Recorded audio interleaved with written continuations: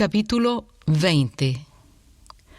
Un día, mientras Jesús enseñaba al pueblo en el templo y les predicaba el Evangelio, se le acercaron los jefes de los sacerdotes y los maestros de la ley, junto con los ancianos. «Dinos con qué autoridad haces esto», lo interrogaron. «¿Quién te dio esa autoridad?» «Yo también voy a hacerles una pregunta a ustedes», replicó él. «Díganme, ¿el bautismo de Juan procedía del cielo o de la tierra?» Ellos, pues, lo discutieron entre sí. «Si respondemos del cielo, nos dirá, ¿por qué no le creyeron? Pero si decimos de la tierra, todo el pueblo nos apedreará, porque están convencidos de que Juan era un profeta». Así que le respondieron: «No sabemos de dónde era». «Pues yo tampoco les voy a decir con qué autoridad hago esto». Comenzó luego a contarle a la gente esta parábola. Un hombre plantó un viñedo, se lo arrendó a unos labradores y se fue de viaje por largo tiempo. Llegada la cosecha, mandó un siervo a los labradores para que le dieran parte de la cosecha. Pero los labradores lo golpearon y lo despidieron con las manos vacías. Les envió otro siervo, pero también a éste lo golpearon, lo humillaron y lo despidieron con las manos vacías. Entonces envió un tercero, pero aún a éste lo hirieron y lo expulsaron. Entonces pensó el dueño del viñedo: «¿Qué voy a hacer? Enviaré a mi hijo amado. Seguro que a él sí lo respetarán». Pero cuando lo vieron los labradores, razonaron entre ellos: «Este es el heredero, matémoslo, y la herencia será nuestra». Así que lo arrojaron fuera del viñedo y lo mataron. ¿Qué les hará el dueño?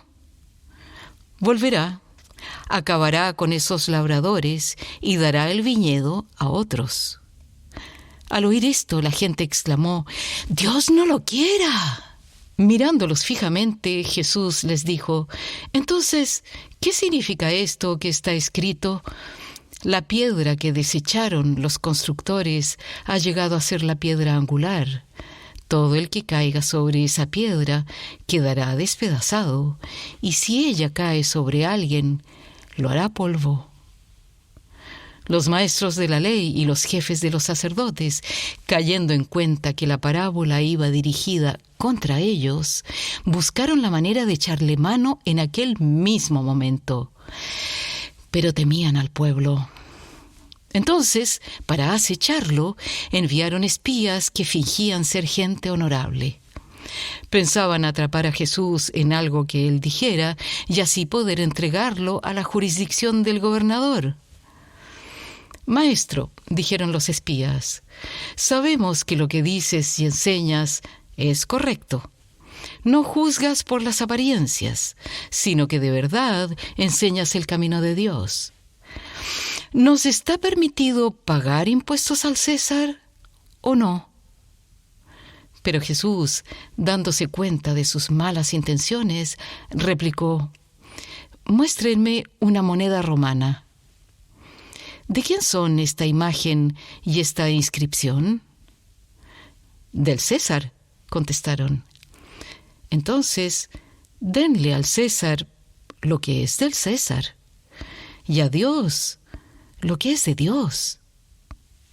No pudieron atraparlo en lo que decía en público, así que, admirados de su respuesta, se callaron. Luego, algunos de los saduceos que decían que no hay resurrección se acercaron a Jesús y le plantearon un problema. «Maestro, Moisés nos enseñó en sus escritos que si un hombre muere y deja a la viuda sin hijos, el hermano de ese hombre tiene que casarse con la viuda para que su hermano tenga descendencia. Pues bien, había 7 hermanos. El primero se casó y murió sin dejar hijos. Entonces el segundo y el tercero se casaron con ella, y así sucesivamente murieron los 7 sin dejar hijos. Por último, murió también la mujer. Ahora bien, en la resurrección, ¿de cuál será esposa esta mujer, ya que los 7 estuvieron casados con ella? En el mundo presente, la gente se casa y se da en casamiento, les contestó Jesús. Pero en cuanto a los que sean dignos de tomar parte en el mundo venidero por medio de la resurrección, esos no se casarán, ni serán dados en casamiento, ni tampoco podrán morir, pues serán como los ángeles. Son hijos de Dios, porque toman parte en la resurrección. Pero que los muertos resucitan, lo dio a entender Moisés mismo en el pasaje sobre la zarza, pues llama al Señor el Dios de Abraham, de Isaac y de Jacob. Él no es Dios de muertos, sino de vivos.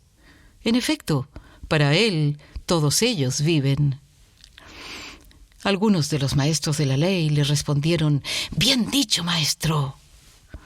Y ya no se atrevieron a hacerle más preguntas. Pero Jesús les preguntó: ¿cómo es que dicen que el Cristo es hijo de David? David mismo declara en el libro de los Salmos: «Dijo el Señor a mi Señor, siéntate a mi derecha hasta que ponga a tus enemigos por estrado de tus pies». David lo llama Señor. ¿Cómo puede entonces ser su hijo?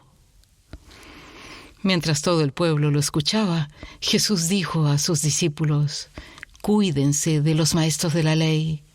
Les gusta pasearse con ropas ostentosas y les encanta que los saluden en las plazas y ocupar el primer puesto en las sinagogas y los lugares de honor en los banquetes.